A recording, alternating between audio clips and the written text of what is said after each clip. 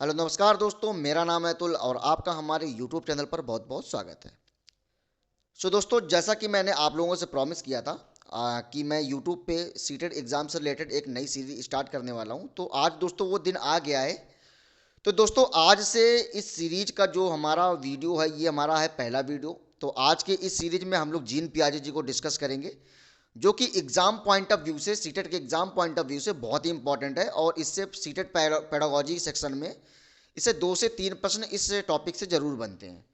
तो दोस्तों, आज की इस टॉपिक में हम लोग पियाजे जी के जो संज्ञानात्मक सिद्धांत है उसको हम लोग जानकारी लेंगे, यानी कि कॉग्निटिव जो थ्योरी है पियाजे जी की, उसकी हम लोग डिटेल में पढ़ेंगे। साथ ही साथ में पियाजे जी के जो टॉपिक जब हम पढ़ते हैं तो उसमें आप लोगों ने एक पॉइंट आपने सुना होगा, संतुलन यानी कि इक्विलिब्रिएशन, ठीक है, यानी कि और साथ ही साथ में एडेप्टेशन जो होता है यानी कि अनुकूलन, ऑर्गेनाइजेशन यानी कि संगठन, और एसिमिलेशन और एकोमोडेशन यानी कि आत्मसात करना और समायोजन करना। ये सब पॉइंट जो होते हैं, इन्हीं पॉइंटों में से सीटेट के एग्जाम में पियाजे जी के टॉपिक से हमारे प्रश्न बनते हैं। तो दोस्तों, आज हम इन्हीं सब पॉइंटों को लेंगे और बहुत ही बारीकी से, बहुत ही प्रॉपर तरीके से इसको आज हम डिस्कस करेंगे। ठीक है दोस्तों, तो जो भी हमारे भाई और बहन इस वीडियो में या इस चैनल पे पहली बार विजिट किए हैं, तो आप लोगों से एक रिक्वेस्ट है हाथ जोड़ करके कि आप लोग इस चैनल को सब्सक्राइब जरूर कर लीजिएगा, जिससे कि आने वाली हमारी जो वीडियो है उसको आप लोगों को मिल सके। साथ ही साथ में आपको नोटिफिकेशन जो बेल होता है वो आप लोग जरूर दबा दीजिएगा, जिससे कि आप लोगों को नोटिफिकेशन आ जाए। ठीक है, तो ये दोस्तों हमारा है सब्सक्राइब का हमारा लोगो, और सब्सक्राइब आप लोग जरूर कर दीजिएगा। वीडियो को लाइक भी कर दीजिएगा, अपने दोस्तों के साथ में जो भी सीटेट की तैयारी कर रहे हैं उनके साथ में शेयर भी कर दीजिएगा। ठीक है, तो दोस्तों बिल्कुल भी देरी नहीं करते हैं, और मैं आपको ये भी बता दूं कि ये जो पीडीएफ इसकी जो होगी वो मैं अपने टेलीग्राम चैनल पे मैं प्रोवाइड करवा दूंगा, तो आप लोग टेलीग्राम चैनल को भी ज्वाइन कर लीजिए। तो दोस्तों बिल्कुल भी अब देरी नहीं करते हैं, अब सीधा चलते हैं अपने टॉपिक पे। तो दोस्तों, आज का हमारा देखिए, ये हमारा जो टॉपिक है जीन पियाजे जी का, और इसको हम लोग बारीकी से पढ़ेंगे। तो सबसे पहला दोस्तों हमारा पॉइंट आता है कि पियाजे जी का हमारा जो कॉग्निटिव जो है, ठीक है ना, कॉग्निटिव डेवलपमेंट थ्योरी, यानी कि पियाजे जी की जो हमारी कॉग्निटिव डेवलपमेंट थ्योरी है, इसको हम लोग जानकारी लेंगे। तो सबसे पहले हम लोग ये देखेंगे कि पियाजे जी जो थे वो रहने वाले कहाँ के थे। तो जीन पियाजे जी जो है वो स्विट्जरलैंड के मनोवैज्ञानिक थे। ठीक है, स्विट्जरलैंड हमारा एक देश है, वहाँ के मनोवैज्ञानिक थे वो। और साथ ही साथ में पियाजे जी का अगला पॉइंट हमारा हम देखते हैं कि पियाजे जी का मानना है कि बच्चे जो, पियाजे जी का मानना है कि जैसे बच्चों में जैविक मतलब जैसे कि बायोलॉजिकल मैच्योरेशन जो होती है, मतलब कि पियाजे जी का ये कहना है कि बच्चों में जैसे ही जैविक परिपक्वता यानी कि बायोलॉजिकल मैच्योरेशन जो आती रहती है, वैसे वैसे वे वस्तुओं के बारे में अपना दिमाग में कॉन्सेप्ट बनाने लगते हैं। ठीक है ना, जैसे कि मैं आपको इसको समझाने की बात करता हूँ। जैसे देखिए, आप लोगों ने बचपन में खूब सुना होगा, आप लोगों ने बचपन में खूब क्या सुना होगा, आप लोगों में से कई सारे लोग इस फोटो को जरूर जानते होंगे। ये जो इस फोटो जरूर जानते होंगे, ये है एक हमारे भारत के एक महान पहलवान है, इनका नाम है दारा सिंह, ठीक है, या अंडरटेकर। तो आप लोगों ने ये सुना होगा कि दारा सिंह, आप लोगों ने बचपन में हम लोगों ने कहानी बहुत सुनते थे कि दारा सिंह ने एक हाथ से प्लेन को रोक लिया। ठीक है, तो जब हम छोटे थे तो हम लोग इस चीज़ को बिल्कुल हकीकत मान लेते थे। क्यों? क्योंकि उस समय हमारे पास जो मैच्योरेशन है यानी कि परिपक्वता है, यानी कि समझ जो है वो इतनी डेवलपमेंट नहीं हुई है, इतना डेवलप नहीं हुई है, इसलिए उनकी हम बातों को मान लेते थे, जो भी हमारे बड़े जो एडल्ट लोग हमसे बताते थे। ठीक है, लेकिन जैसे जैसे हम लोग मेच्योर होते गए, यानी कि जैसे जैसे हमारा विकास होता गया, बड़े हम लोग होते गए, वैसे हम लोगों का जो दिमाग जो है वो बढ़ने लगा। ठीक है, जब ये दिमाग बढ़ने लगा तो क्या होगा, जैसे हम लोग चीज़ों को समझने लगे कि नहीं, अब हम लोग इतने बड़े हो गए हैं, अब अगर हम लोगों से कोई बोले कि दारा सिंह एक हाथ से प्लेन रोक लिया था, तो क्या हम लोग मानेंगे? बिल्कुल नहीं मानेंगे, क्योंकि ये पॉसिबल है ही नहीं। ठीक है, तो क्या होता है कि उस समय हमारा कॉन्सेप्ट हमने अपने दिमाग में कुछ और बना लिया, अब हमने अपने दिमाग में कुछ कॉन्सेप्ट कुछ और बना लिया। क्यों? क्योंकि जब हम छोटे थे तब हमारे पास जो मैच्योरेशन यानी कि परिपक्वता जो थी, समझ जो थी, इतनी विकसित नहीं हुई थी, जो कि अब हमारे पास विकसित हो गई है। ठीक है, तो इसका मतलब ये है दोस्तों, समझ गए होंगे आई होप आप लोग। इसके बाद दोस्तों अगर अगले पॉइंट की दोस्तों हम बात करें, तो पियाजे जी के अकॉर्डिंग, यानी कि जीन पियाजे जी के अकॉर्डिंग बच्चे जो होते हैं, जीन पियाजे जी के अकॉर्डिंग बच्चे जो होते हैं वो सक्रिय ज्ञान के निर्माता होते हैं तथा नन्हे वैज्ञानिक हैं। यानी कि पियाजे जी ने कहा है कि बच्चे जो होते हैं वो सक्रिय ज्ञान के निर्माता और नन्हे वैज्ञानिक होते हैं, ठीक है ना, जो संसार के बारे में अपने सिद्धांतों की रचना स्वयं करते हैं, यानी कि खुद करते हैं। यानी कि बच्चे जो होते हैं, पियाजे जी ने ये कहा है कि बच्चे जो होते हैं वो एक नन्हे वैज्ञानिक होते हैं। यानी कि बचपन में नन्हे वैज्ञानिक के कहने का मतलब ये है कि कोई भी चीज़ होती है वो अपने आप में खोज करते रहते हैं, कुछ ना कुछ टंड वंड इधर उधर करते रहते हैं, ठीक है ना। तो इसीलिए वो अपने जो सिद्धांत होते हैं उसकी अपनी रचना वो बच्चे स्वयं करते हैं। इसके बाद दोस्तों अगर अगले पॉइंट की बात करें तो पियाजे के अकॉर्डिंग जो बच्चों की जो थिंकिंग जो होती है, यानी कि सोच जो होती है, समझ जो होती है, ठीक है, तो पियाजे के अकॉर्डिंग बच्चों की थिंकिंग जो होती है वो एडल्ट से प्रकार में यानी कि टाइप में तो अलग होती है, बट क्वांटिटी में नहीं होती है। इसका मतलब मैं आपको समझाने की ये बात समझाने की कोशिश करता हूँ। देखिए, एक है बच्चा और एक है बड़ा। मान लो ये बच्चा है हमारा और ये हमारा बड़ा है, ठीक है, यानी कि एडल्ट है, ये एडल्ट है हमारा और ये हमारा छोटा बच्चा है। जब हम लोग कोई चीज़ सोचते हैं, मान लो हम लोग जब बच्चा कोई अगर सोच रहा है तो उसके सोचने में तरीका अलग होगा, लेकिन अगर बड़ा होगा सोच रहा होगा तो उसके सोचने में तरीका अलग होगा, ठीक है। लेकिन अगर हम यहाँ पे क्वांटिटी की बात करें, यानी कि अगर हम क्वांटिटी की बात करें तो जितनी क्वांटिटी में वो बच्चा सोच रहा है उतनी ही क्वांटिटी में वो एडल्ट सोच रहा है। बस डिफरेंस क्या है? डिफरेंस ये है कि जो एडल्ट होगा वो किसी और दूसरे टाइप से सोच रहा होगा और जो बच्चा होगा वो किसी दूसरे टाइप से सोच रहा होगा, ठीक है। तो कहने का मतलब सीधा सीधा ये बात है कि जो पियाजे जी के अकॉर्डिंग जो होते हैं बच्चे की जो थिंकिंग होती है, बच्चे की जो सोच होती है वो एडल्ट से प्रकार यानी कि टाइप में तो अलग हो सकती है, बट क्वांटिटी में अलग नहीं होगी, क्वांटिटी में सेम होगी, ठीक है ना। जितनी क्वांटिटी में बच्चा सोच रहा है उतनी ही क्वांटिटी में उतनी ही मात्रा में एडल्ट भी सोच रहा है, ठीक है दोस्तों। तो उम्मीद करता हूँ कि ये भी पॉइंट आपको समझ में आ गया होगा।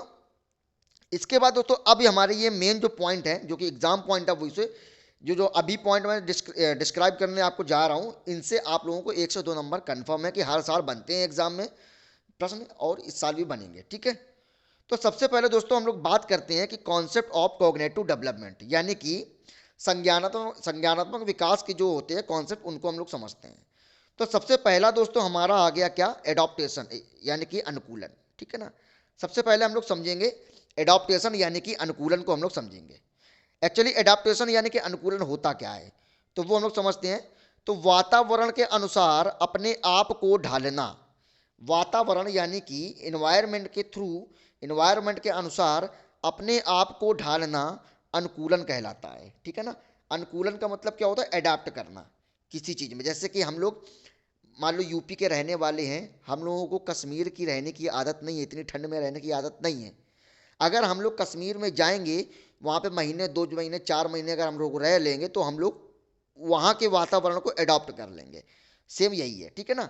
तो वातावरण के अनुसार अपने आप को ढालना अनुकूलन कहलाता है। और अनुकूलन जो होता है वो कितने प्रकार की होती है? अनुकूलन की दो प्रक्रिया होती है। कौन कौन सी? तो दो प्रक्रिया दोस्तों कौन कौन सी होती है? तो पहला है हमारा आत्मसात करना, आत्मसात करना, ठीक है ना दोस्तों। तो सबसे पहला हमारा है क्या? आत्मसात करना। आत्मसात करने का मतलब क्या होता है? एसिमिलेशन, ठीक है ना। एसिमिलेशन अब इसको समझते हैं। देखिए, पूर्व ज्ञान को नए ज्ञान के साथ जोड़ना आत्मसात कहलाता है या चलाता है, ठीक है ना। यानी कि पुराना ज्ञान हमारे पास जो भी है उसको नए ज्ञान में हम लोग ऐड कर देते हैं या जोड़ देते हैं, तो वो हमारा एसिमिलेशन कहलाता है। समझ में आ गया? मतलब कि जो हमारी जो जानकारी जो है पुरानी वाली उसको हम लोगों ने किसी नई चीज़ में हमने ऐड कर दी, तो हमारी क्या हो जाता है? एसिमिलेशन कहलाता है। अब इसको समझाने की मैं कोशिश करता हूँ आप लोगों को। देखिए, जैसे ये हमारा डॉग है, किस कलर का है?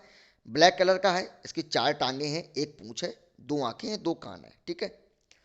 तो हम लोगों ने क्या देखा कि कोई बच्चे ने क्या देखा कि एक जानवर है, वो काले कलर का है, उसकी 4 टांगे हैं, एक पूंछ है और 2 कान है, 2 आंखें हैं, ठीक है। ये हमने देखा। कुछ देर के बाद वहां पे एक दूसरा कुत्ता आ गया और वो काला कलर ना होके वो सफेद कलर का है, ठीक है। मतलब बच्चे ने पहले ये देखा, इसके बाद फिर बच्चे ने ये देख लिया। अब बच्चे ने इसको देख के क्या सोचा? सफेद वाले को देख के क्या सोचा कि इसकी भी 4 टांगे हैं, इसके भी 2 कान हैं, 2 आंखें हैं और एक पूंछ है, लेकिन ये कुत्ता काला है और ये कुत्ता सफेद है, ठीक है। तो अब उसने क्या किया कि उसको जो पुरानी जानकारी थी, यानी कि उस कुत्ते के बारे में जो जानकारी थी, ठीक है, उस जानकारी को क्या किया कि जो उसको नई जानकारी मिली, यानी कि सफ़ेद कुत्ते की नई जानकारी मिली, तो उस जानकारी में इसको क्या कर दिया, ऐड कर दिया कि यानी कि नहीं, कुत्ता जो होता है वो काला कलर और सफ़ेद कलर दोनों के हो सकते हैं, ठीक है ना।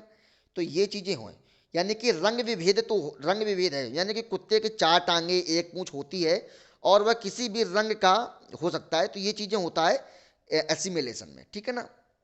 तो आप लोगों को उम्मीद करता हूँ समझ में आ गया होगा। यानी कि पुरानी जानकारी, पुरानी एग्जिस्टिंग जो जानकारी होती है उसको नई जानकारी के साथ जोड़ देना एसिमिलेशन कहलाता है। अब बात करते हैं दोस्तों एकोमोडेशन की। किसकी बात की करते हैं दोस्तों, अब बात करते हैं एकोमोडेशन। एकोमोडेशन क्या होता है, यानी कि समायोजन। वो देखिए वो हमारा था क्या, वो हमारा था, अब ये हमारा है समायोजन, ये है एकोमोडेशन। एकोमोडेशन में क्या होता है, देखिए पूर्व ज्ञान में परिवर्तन, क्या हमने बताया, पूर्व ज्ञान में परिवर्तन करके वातावरण के साथ तालमेल बिठाना समायोजन कहलाता है, ठीक है ना। यानी कि पुरानी जो जानकारी होती है उसमें कुछ परिवर्तन करके, यानी कि उसमें कुछ चेंजमेंट करके, यानी कि कुछ मैनिपुलेट करना है, कुछ मॉडिफाई करके, ठीक है ना, मॉडिफाई करके वातावरण के साथ तालमेल बिठा के और उसको समायोजन बिठाना क्या कहलाता है, वो समायोजन कहलाता है। समायोजन का मतलब क्या होता है दोस्तों, एकोमोडेशन, ठीक है। अब समझते हैं इसको। देखिए हमने अभी तक क्या देखा कि एक जानवर है, 4 टांगे हैं, 1 पूंछ है, 2 आंखें हैं, 2 कान हैं।